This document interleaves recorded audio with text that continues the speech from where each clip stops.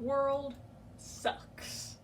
Throughout history, we've constantly experienced war, economic depression, and most recently, plague. But throughout all of that, there's an industry that is maintained throughout the catastrophe and always bounced back, not only in our country, but across the world. That industry is restaurants. My name is Claire, this is Tandon, and this is Vanessa.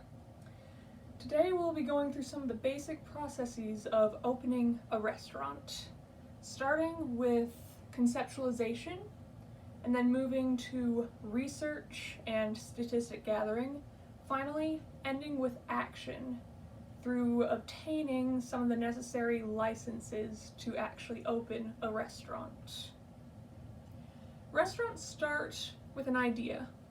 You want to make food and you want to run a business. What better way to incorporate the two than to open your own restaurant? Once you have that idea in place, you then have to decide what's the best place to plant your roots and what type of food you want to make. A quick Google search shows that in the area surrounding Holiday and Sugar House near Salt Lake City, Utah, there are over 16 Mexican restaurants in the immediate area, ranging from kind of bad fast food like Del Taco to more sit-down high-end food like Taqueria 27. From this information, we can gather two main points that are somewhat contradictory.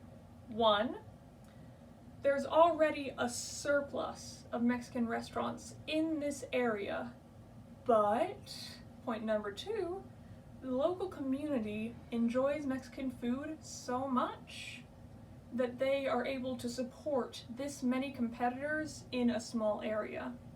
By contrast, there are only one or two barbecue restaurants in the same area.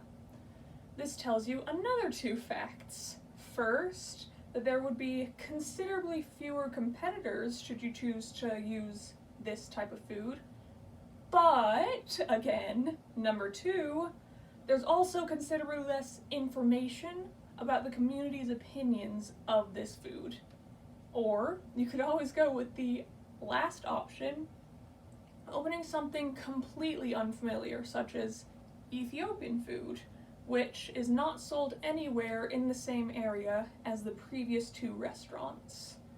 Doing something such as this is always going to be a gamble, resulting in one of two outcomes.